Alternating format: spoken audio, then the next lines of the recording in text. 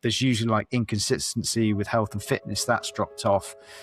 It can be a sense of being stuck in a rut. It's almost a feeling of, is this it? It's like I've got to this point in life where I've been told that, when you get here, you've kind of made it, and yet I've got all these things on paper and I don't feel that way. So that's the kind of classic avatar or person that comes in. What we do is take them through a very structured process. So the coaching that I do is a combination of what I learned in the military, kind of deconstructed and then combined with performance psychology, neuroscience, and broken down into a very practical step-by-step system to essentially put a person back in control. And that is really the outcome. When people come in, they feel as if life's coming at them, they're reacting to it, and by the end they feel like, I am back in control. I have that purpose again, I'm enjoying life. I'm Ollie Hall-Green, and I'm the founder and host of Shapes of Resilience. In this podcast, we explore the raw, unfiltered stories of those who refused to give up, turning adversity into strength, setbacks into lessons, and pain into purpose. Through these inspiring stories, we can learn and find resilience in our own lives every single day, because true growth isn't found in comfort. This podcast discusses sensitive topics including trauma, suicide, loss, mental health, and illnesses. Some conversations may be distressing, so please take care whilst listening. And good afternoon. How's it going, mate? How are you? I'm good. Yeah, thank you so much for joining me. I really appreciate it. I know you're a busy man and in high demand, so I appreciate your time today. Mate, pleasure. Thank you for having me on. So today's guest is Simon Jeffries, a man who embodies what it truly means to commit to the path from the elite world of the Special Boat Service, not the SAS, as I just butchered in my first attempt, to the relentless pace of corporate London, to hit and reset and moving back in with his mum. Simon's journey is anything but linear. At every turning point, he faced the same choice: play it safe or go all in on who he knew he could become, which is the man he is today. Choosing courage over comfort, Simon took a risk, and that decision led to the creation of The Natural Edge, a powerful and highly successful mindset coaching brand built on discipline, doing the reps, mastering the fundamentals, and dismantling limiting beliefs. This conversation isn't about overnight success. It's about doing simple things exceptionally well, day after day, and trusting the process. So I want to go straight in and talk about something that clearly is a passion of yours, and that is doing the simple things, but mastering them and doing them exceptionally well. And I'm assuming that is something that was deeply rooted in your time in the military.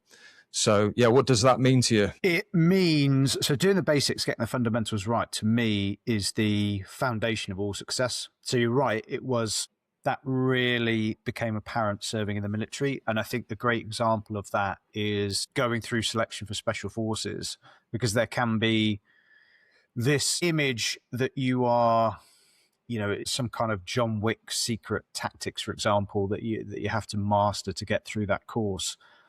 And it's the complete opposite. There was nothing, I wasn't tested on anything during selection that I hadn't learned in basic infantry training as a Royal Marine. Is what selection does is test the fundamental soldiering skills and navigation, being able to admin yourself in extreme environments, even the sort of tactical side of it and the stuff that you do on the ranges. It's the most basic drill that the entire infantry gets taught.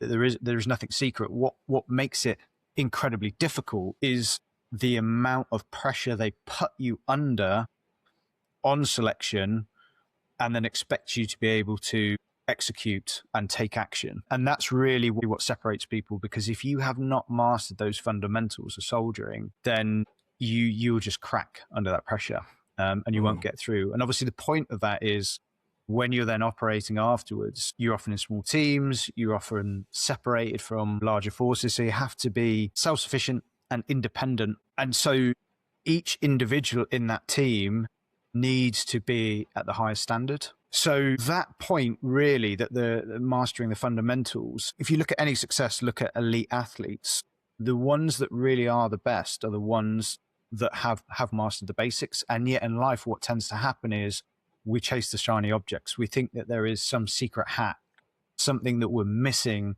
that is suddenly going to make us fitter, more productive, worry less, be less stressed, be better in our relationships, all of these things.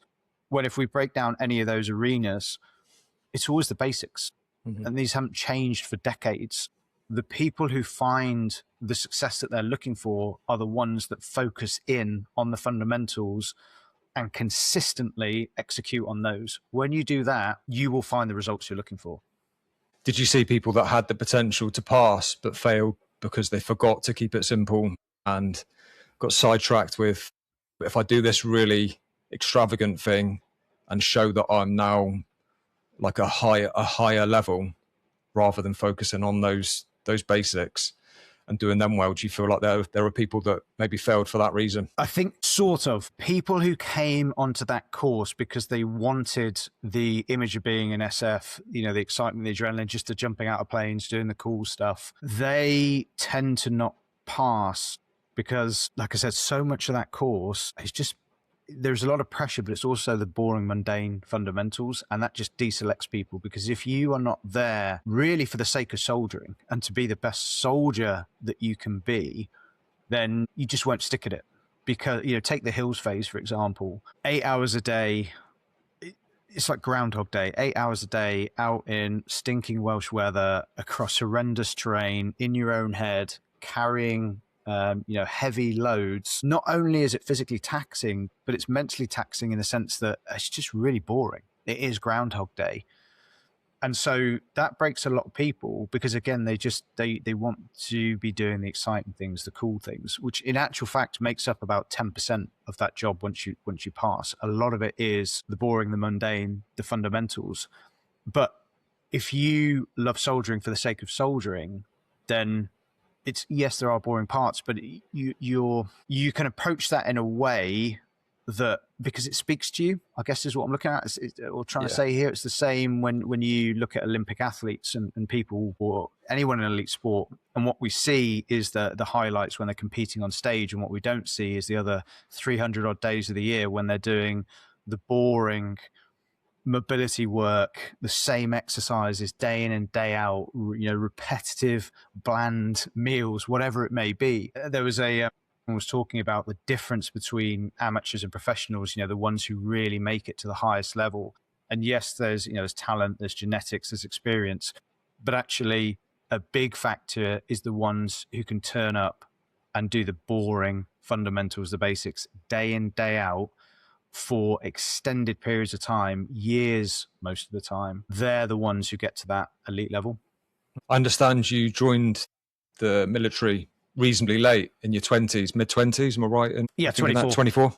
So what were you doing before you joined? Was it a case of you delayed joining, and was there a reason for that, or was it just a natural thing that happened at the right time? Mate, I just wanted to enjoy life. I always knew that I wanted to join the military, but because I knew that, it almost gave me permission, or gave myself permission, to go and tick some other boxes, because I always knew that was there. So traveling, did uni, did more traveling, and then joined. I don't know whether, looking back, maybe I would have 20. The one thing I will say is, joining a little bit older, having some life experience, and having a life, a social group outside of the military, is something that I'm really thankful for. And that definitely stood me in good stead when it came to leaving. Yeah, I joined the emergency services, same age, 24. And I couldn't imagine having the right mindset, really, personally. If I'd have joined, say, 18, 19, I certainly wouldn't have had that life experience. And just having a job where I worked in a gym, just speaking to different people and understanding how different people tick, and the older people and people, adults, are no different, really. But you've got to learn that before you can understand it, just from having a bit of life experience. So yeah, I fully agree on that. And when you did join, did you feel like you could relate to the younger lads in their kind of late teens? Mate, once you're in, it probably is like the police. Once you are in, you kind of just become a collective. It doesn't matter. It's irrelevant what your background is, what your age is. It's really about your character and your attitude. That's more important than anything else. Do you keep in contact with the guys that you joined with now? Yeah, there's still lads. Actually met up with a few recently. So, it's bonds. That's the one thing I'd say, being in that environment is probably the biggest thing that you miss when you leave. It seems to be the common thing when people do leave. It's It's the people that you miss, the people and the experiences. Yeah. And I imagine it's not that you don't meet good people after leaving. It's that you're in very few circumstances in a position where you trust someone with your life and vice versa. And having that bond of, I know that that person would step up for me. You can't really replicate that anywhere else. It's sort of that. It's more you can't replicate the environment. You're in an environment whereby it selects for a similar type of people. So you're around people that have similar values to yourself, that have similar goals, similar purpose. And then you're also in an environment where you're not just turning up to work, you're kind of living and breathing it together. So it's a very unique ecosystem that it creates. And that's what's very hard to replicate anywhere else. Yeah. Do you still miss it now? I miss. So mate described it the best once. He said, "I miss the clowns. I don't miss the clown show." So it's the people and the experiences. Like that's what you miss. But I wouldn't trade the kind of freedom and time that I have now. That's what I'd struggle to go back to. The sacrifice of those. Like at the time, I was willing to give that, but now at a different point in life, great to look back on the the good things that I did, but I wouldn't go back to it. Yeah. I listened to the pod you did with Dodge Whittle, and there was a moment in that which I'd like to go back to, and that's in the helicopter on your way back from Special Forces selection. And I don't know if you'd had the nod that you'd passed, but what I heard you say was that regardless of whether you'd passed or failed, it was the fact that you knew within that you had put everything you possibly could into that selection process. So yeah, it'd be really interesting actually to go back to that helicopter and what was going through your mind. Yeah, so that was what I was talking about there. Is so once you finish the hills phase and the Brecon Beacons, you move on to the jungle phase, which is really where selection takes place. That is where they really test those fundamentals of soldiering, because the jungle is such a hard environment to survive in, let alone operate in. The heat, the humidity, the terrain, the loads you're carrying, living under tactical conditions, and then the pressure that the DS put you under constantly just to get through it is incredibly hard. And so you're in the trees for 4 weeks, and then you get helicoptered out and back to the base camp. But you don't know at that point whether you passed or not. But for me, I just had that moment of reflection of sat on the helicopter. You've got the sound of the engines, so no one's talking. You're kind of just alone with your thoughts and looking at the tree canopy as we were flying over it. And this, selection for me was something that I'd been building up to almost for my entire life. It had been a goal. I knew that I couldn't have given any more. I'd left everything on the table. And so I'd hit my own internal standard that I wanted to meet. And that for me was the most satisfying part. I always say I almost enjoyed the training for and build up and going on selection than passing and then serving. Like I loved the job, but having that big goal and working towards it. And this is where, to me, it's like focus on the process. If you get caught up in focusing on the result and have to wait for the result for your self-worth, it's that if I just mindset. If I can just lose this weight, gain this muscle, make this amount of money, get this promotion, then I'll be happy, then I'll be content, then I'll be enough. It never will be. You will never find that. You will just move the goalposts. And so it's not that we shouldn't always be setting goals and striving for things. I still do that. But if we're not living in the journey and focusing on the process and appreciating the wins and the experiences we're having along the way, then essentially you're missing out on everything. You're missing out on life. You're missing out on 99% of the process, because the result is the 1% at the end. So that for me was just an incredibly satisfying moment, just knowing that I'd done all that I can effort-wise in that process. Yeah. No, I couldn't agree more. And it's a lesson that some people may not ever learn. So I feel like you learning that lesson now is clearly had a huge impact on knowing that actually success isn't over there. It's always going to be found when we realize it's internal. And it's a lesson feel like I've learned recently myself, but sometimes you have to look for the proof. And when I look deeply within, I see contradictions, and sometimes I think, well, I've learned it, but I haven't quite mastered it or implemented it, where you've had that event there that has solidified to you that you put everything into it, and now you know, like beyond doubt, that that feeling of internal peace and satisfaction, like that is something that is invaluable. But that's a mindset. So what we're talking about here is, because there are plenty of people who go through that and could have had the exact same experience, but didn't feel that because of the way they view it. So when you talk about, it's I would say it is learning, but it's training. Yeah. So this is the skill that nobody trains in life, is essential mental fitness. So what we're talking about there is a growth and fixed mindset, based upon all the experiences that any of us have had, particularly through our formative stages growing up, is whether we have that. The very simple kind of difference is when you have a fixed mindset, everything's on the result. So it's kids who are praised for being very clever, being very smart. It's you've done well at this, you're great at whatever the sport is. And so you internalize the result as being your self-worth, as opposed to, I was very lucky that growing up, our parents were always, it's the effort. As long as you do your best, doesn't matter what you get. And so that is that growth mindset of focusing on the process. When you have that fixed mindset, it means you don't like failure. You don't like making mistakes. You rarely celebrate the wins. That causes a whole host of problems. Growth mindset is the acceptance that things are going to go wrong, but that's okay. It's just a learning piece. That's not that you're terrible or bad at it. It's just that you're not good enough at it yet. It's a skill you learn. So when we're talking about this mindset, that's not just going to happen on its own. So for example, what you're talking about there with those contradictions, unless you have a specific structured process where you regularly dig into that, understand what's happening, and then you have mechanisms to retrain it, just as structured and consistent as you would physical training, it's never going to happen. You're always going to have those contradictions, and it's going to be random. And I would say, when I talk about coaching and performance coaching, outside of probably elite sport, nobody actively trains their mind. Elite athletes are basically the only people that employ performance psychologists to do this. The military, it kind of happens. And the same with police, those organizations, it will happen by default. You will build certain mental models through the training that you go through. What I do now with the coaching is, for me, it was looking back and deconstructing that alongside performance psychology to understand, okay, well, how does that happen? Why does that happen? And how can anyone do this?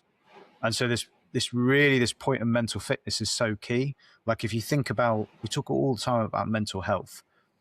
If we think about physical health and physical fitness, for example, you can be physically healthy, i.e. you can be free of injury, not have any diseases, but you struggle to do a pull-up. You can't run 5K. You are healthy, but you are not fit. Same with mental health and mental fitness. You can be free of depression, clinical mental health problems, but stressed, regularly procrastinate, slip into perfectionism, get anxiety regularly. You're not mentally fit. Not because you're weak, because you're untrained. You haven't trained mindset as consistently and in such a way that is as structured as you would for the body. And it requires the same thing. Yeah, something I work on regularly, and I find it's a good measure for me of how much progress I'm making, is I play a little game of how quickly can I return to baseline. So when I have a dip or something comes along that's similar to something that's happened maybe last year and it might have sent me on a week-long spiral negatively, well, if I can catch that and return within a day or an hour, or go for a walk and go for a sea swim or eat some good food or phone a friend and do these things that I know are positive mechanisms and return to that baseline of just being happy on my own, then that for me is a really good measure. That's a great example of an exercise you come up for yourself. In the same way, you're like, okay, I'll do squats to build strong legs. Yeah. You have, how quick can I return to my baseline? So when something happens, so for most people, something goes wrong, they're just in their thoughts and emotions. That spirals for however long, could be minutes, could be hours, could be days. That ability to consciously catch it, which I'm assuming you're doing, like, right, okay, I can feel like I'm going down a spiral here. It's like, right, how quick, little game I'm going to play. Mm-hmm. So what you're doing is stepping outside of those thoughts and emotions, bringing some perspective to them, and then you're giving yourself, it's like, right, I'm going to go through my tick boxes of things that I know help make a difference and see how quickly I can get back to that baseline. So that is a great example of, you are, whether you realize it or not, that's an active training mechanism, just like you would for the body. Most people don't have anything like that, or they don't think about it in that way. And so how they show up, which so much of it is driven by mindset, is just random. It's like good days, bad days. I feel good, I don't feel good. I'm focused, I'm not focused. There's no control over performance. And this is why obviously athletes employ performance psychologists. It's the same way the military, like I said, it's kind of built into the system because you have to perform whether you feel like it or not. And no matter what the pressure or challenge is, like you need to show up as your best. And that's really the same in life. Like in life, we train things like our skills for our job. We train physical fitness. No one really trains performance per se, like how we actually show up, our ability to put those things like our skills, our experience, our talent into play and show up as our best selves. And when did you give yourself undeniable proof that you are who you say you are? So yeah, stacking. So it's a bit of a human kind of bias. Is we naturally have a negative bias. So we've all had those days whereby everything goes pretty well, but you'll get the one email or someone will say something, something goes wrong, and that's the thing that we focus on. We tend to focus on the negative, which is great for a survival mechanism, evolution, but not very helpful in the modern world.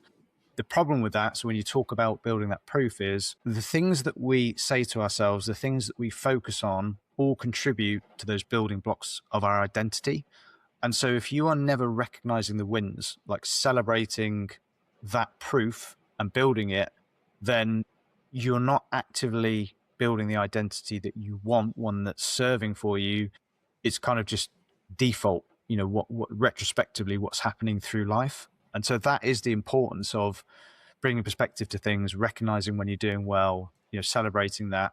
Very simple thing that I do, plan my workouts. So I have a workout journal and I have a little feedback note at the end.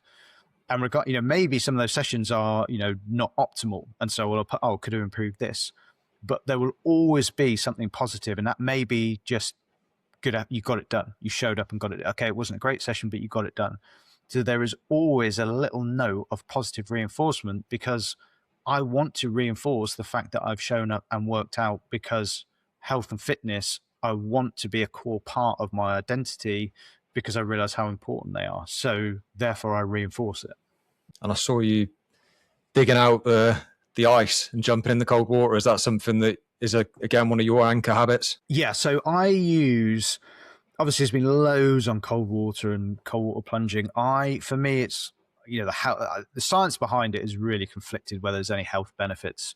The only reason I do it is because it's something that I don't want to do. So yes, most days I will do a cold shower because it's just a very simple way to train that muscle of staying in control of the internal voice, the chimp that pops up and says, I don't want to do this, because that happens all the time, whether it's going and doing the training session, having a hard conversation, doing a bit of work that's particularly boring that you're putting off, procrastinating over. So your ability to overcome that and take action and do what you need to do or do what you say you're going to do is a superpower. But it is something, again, it's a trait that we need to train. And so having very simple ways to train that over time builds that muscle, builds that power. Couldn't agree more. And ironically, even though I've got a podcast, I find public speaking and even just, engaging in a conversation with someone I've not met before, I find it quite daunting. I get quite nervous, but because I'm in that same kind of space of wanting to push myself, wanting to grow as a person, wanting to push through discomfort because I know that I'm going to learn something at the very least, then that's why I've continued with this podcast, ironically. And I get the same emotions every single time before we're about to start. I'm going to mess this up because I've got those, I've still hold on to some of those traits, maybe of like fear of judgment and bits like that. But then as soon as we start, especially with someone like yourself, that's just so easy to talk to, then those feelings quite quickly disappear. But I feel like that's where, like, I have a very similar relationship with the cold water in that I only do it for that same reason, that I put the shower onto cold, and then the moments just before I'm about to get in, I have that same feeling every time, like, why? It's almost like you hate yourself a little bit because you think, why am I doing this to myself? But the growth and that little feeling you have just being grateful to yourself in a lot of ways. Yeah, for me, it's that voice coming up. It's basically like, I don't want to do this because it sucks. No one likes being cold and it doesn't feel good. But the more I think the key with all of this is, one, you have to have a strong reason for doing it. So obviously doing this podcast is meaningful to you. Otherwise, you wouldn't go through the discomfort of doing it. The way to speed up the process, again, is like everything. You could take this to another level. So there's one of the clients I worked with recently. He recognized that for his job, he needed to improve public speaking, and he hated it. And I take my hat off to Joe. Like, when we talk about doing the reps, so he joined Toastmasters, and then he did this online course whereby every day he filmed himself, and he had to do, it was only a 2 or 3 minute talk to camera, and then he'd watch it back. You do it 3 ways. You watch it back without the sound on, and you look at your body language. Then you do it without the image and listen to the audio and listen to just what you're saying, and then you watch all 3 together. And he did that every day for, I think it's like 30 or 60 days. And so, like everything, confidence comes from competence. If if you're only doing a podcast once every month or few weeks, and there's nothing in between, you're still going to have the same intensity of those feelings. Yeah. Whereas the more that you do, whatever it is, then they still, a lot of the time, you'll still have that kind of voice that pops up, but it will be a lot quieter, it will be a lot less intense, and you'll be able to overcome it far quicker. And it's, which applies to anything. I appreciate that. Yeah. That is good advice. And you're so right. I think I've had a break over the Christmas period. And then this, like I said to you earlier before we started, it's been maybe 3 weeks since the last one.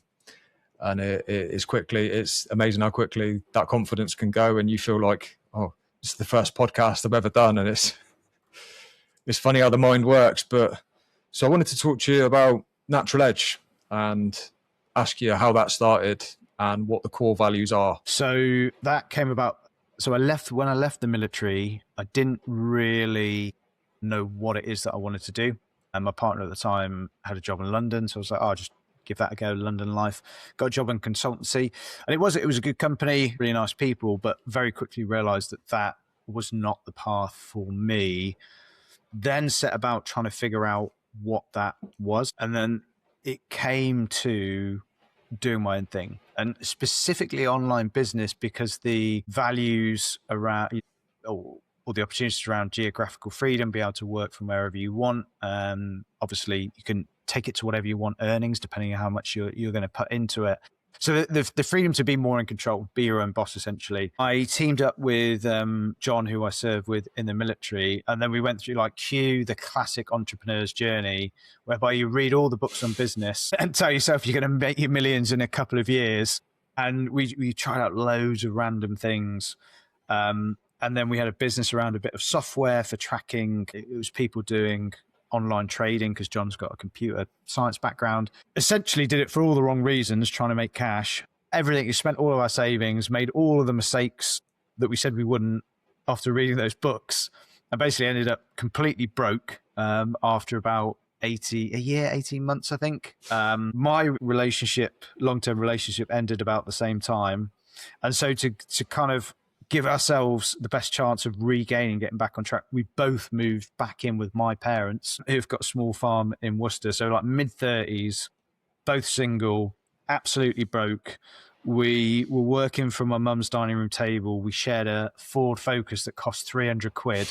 We used to, if we were on the dating apps, we used to organise dates at the same time, at the same location, so we could share the car to go there. So, but it was at that point we were like, you know what, we've got nothing to lose here. Let's actually just do something we care about and are really passionate about. And that for us was always mindset and performance. Like even when we were in and serving, we were always looking for how can we improve, how can we get better. And this was at a time like now there's tactical athletes, there's apps, there's so much information out around that, and almost soldiers getting treated more like kind of athletes with the approach, and none of that just wasn't a thing. It was still very old school when we were there.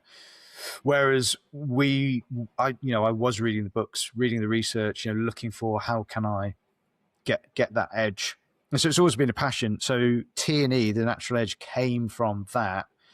And it's been a long journey of really figuring out within that arena, like what is it that we actually do and who do we want to serve? And now we're really clear on that. So the classic person that comes into this is someone usually owning a business or senior leadership. They've got to a point in life where on paper, everything is great. They've got the job, the title, the house, the car, the family, But, the stress is through the roof. Cortisol levels are out of control. There is perfectionism, there's procrastination, there is not switching off, not being present at home. There's usually like inconsistency with health and fitness, that's dropped off.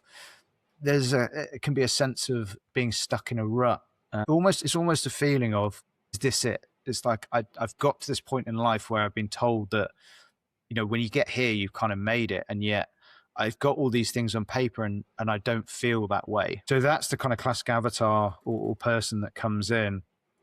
What we do is take them through a very structured process. So the coaching that I do is a combination of what I learned in the military, kind of deconstructed and then combined with performance psychology, neuroscience, and broken down into a very practical step-by-step system to essentially put a person back in control. And that is really the outcome. When people come in, they feel as if life's coming at them, they're reacting to it, and by the end they feel like, I am back in control.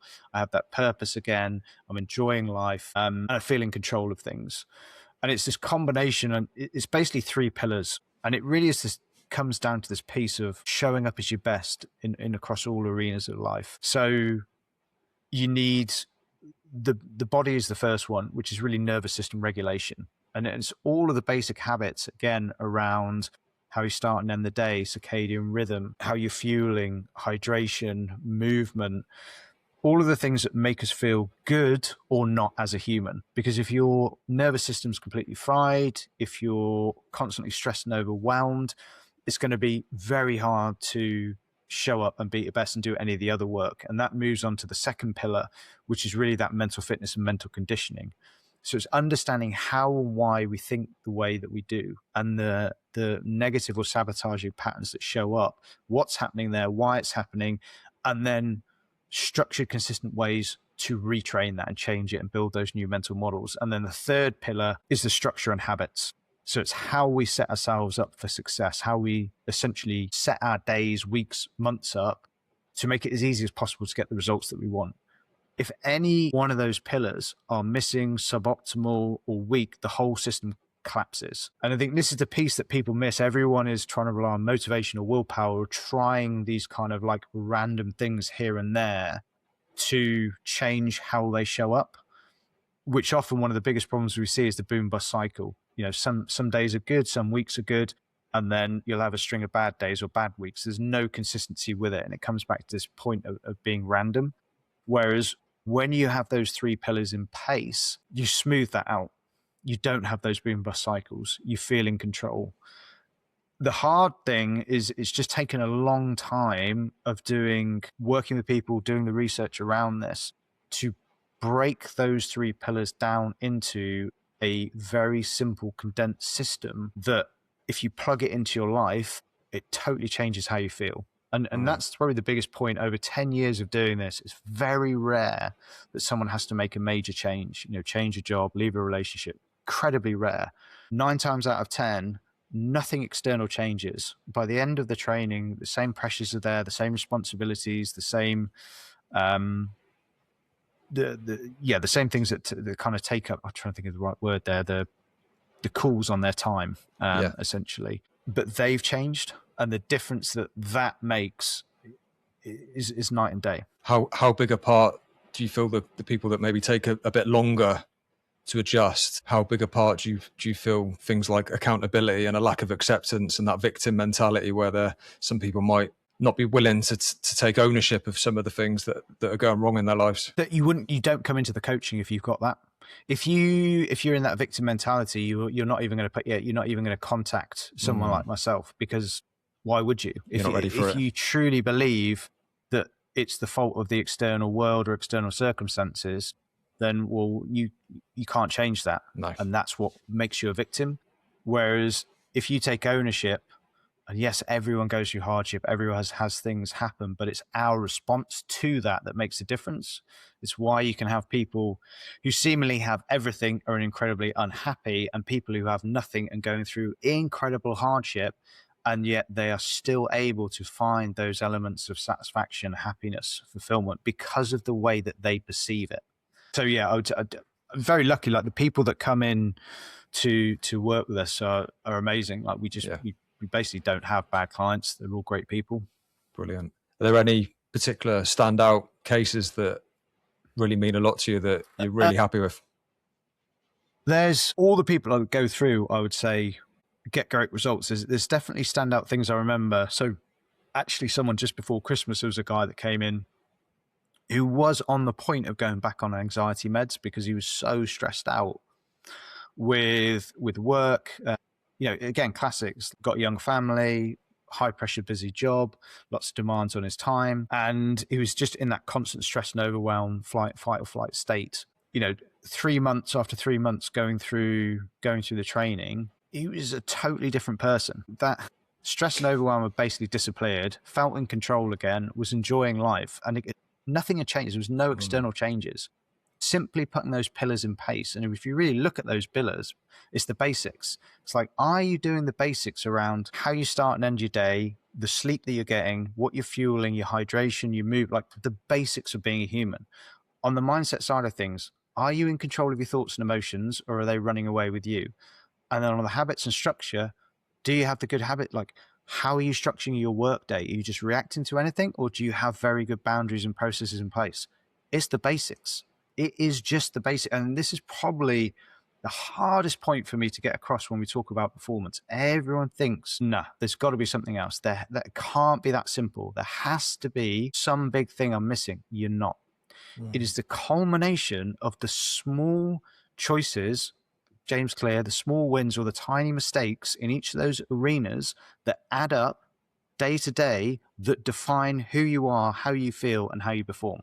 That is it. There is no one big secret hack. This is like special forces. When we look at it, we think there must be some kind of superhuman people. There must be some crazy tactics we're using. It's not. It's the same as elite athletes. It's ordinary people who have taken the basics of that trade to an extraordinary level. That is the difference. Like like I said, the stuff they test in the ranges, very basic infantry skill, like break contacts skill.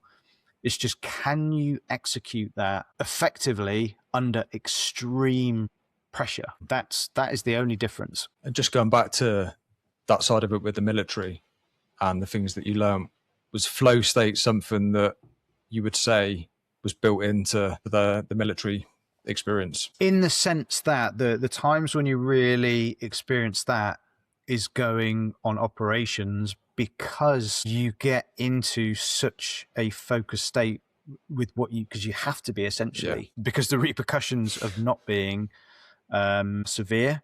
But again, we can create that like day to day. So even in how we set up our work, if we have our work set up whereby notifications are constantly pinging, we're task switching all the time, we don't have any boundaries around our time, so we're always contactable, you're never going to get into flow state. You're making it impossible for that to happen. Whereas if you set up periods of your day whereby, okay, the notifications are off, I've notified people, they understand that for these 2 hours or whatever it is, I'm uncontactable, insert whatever the requirements are that you need. And then you have a process to put yourself into that flow state. So for me, for example, I have certain playlists that when I'm going to get into that deep work, so I plan the work beforehand. I know exactly what I'm going to do. When I sit down, I don't need to waste time figuring out what it is. It's laid out, it's structured. I have a certain playlist that I listen to. Everything else is turned off. It makes it very easy for me to quickly get into that deep state of work. If I don't do those things, it makes it very hard to. So again, it's this combination of factors that come together that determine how we perform. And do you have off days? Are they noticeable? Off day as in not. So yeah, the human condition is actually a really good one that you bring up. Even if you're doing all these things, like, we are all human. No one's going to be 100%. So sometimes you will have a day where you just don't feel on it. You feel off. With those days, the first thing I do is go through a checklist. It's like, okay, how was my sleep? Is there something I'm worrying about that I'm not consciously aware of? Almost go through a little checklist. Sometimes you'll be like, oh yeah, it's probably this, and I hadn't really thought about it. Sometimes there won't be anything. We are not wired, like, biologically to feel good all of the time. You're going to have those natural dips in your mood. once you understand all this and kind of accept that, then acceptance is probably the key word. You're like, okay, I don't feel great. Fine, that's okay. I'm just going to do the things that I know work and show up and perform, get the things done anyway, because I have those pillars in place. Yeah.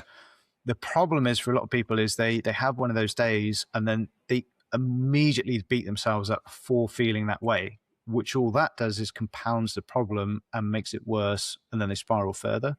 So another symptom of we're not in control of our thoughts and emotions. It's almost like a secondary emotion, like you're angry at the fact you're sad. It's like, when does it stop? And I think as well, when you're having those days, that for me is like, that is a good measurement for how well, again, I'm doing, is what do I do when I don't feel like doing stuff and when I'm having a bad day and I've had a bad night's sleep. Because if I still go out and do the things, then it's, you kind of, you're in the game, aren't you? You're doing all of the right things, and then that recovery back to baseline is there. It's good. It's been great chatting to you. No, mate, time always flies on these things. I mean, there's 1,000 things that we can dig into, but we could always do a revisit. That'd be cool. Deep dive into some of them. Yeah, in the world we live in now, when there's so much choice and distraction, I feel like let's go deep into a few topics and then wrap it up, and we can do another one. I'd absolutely, love to have you on again. It's been brilliant chatting to you, and I feel like I've learned stuff. Something my friend said to me yesterday that I meet. He said, once you've had a deep conversation with someone and you talk about things and you're learning, like, you're never the same person again, are you? Always evolving and learning, which is the core reason why I'm doing this podcast. It's as much for myself to learn from people like yourself that have been there and done lots and good things, and continue to do great things. So thank you, mate. I really, really appreciate it. No, mate, thank you for having me on.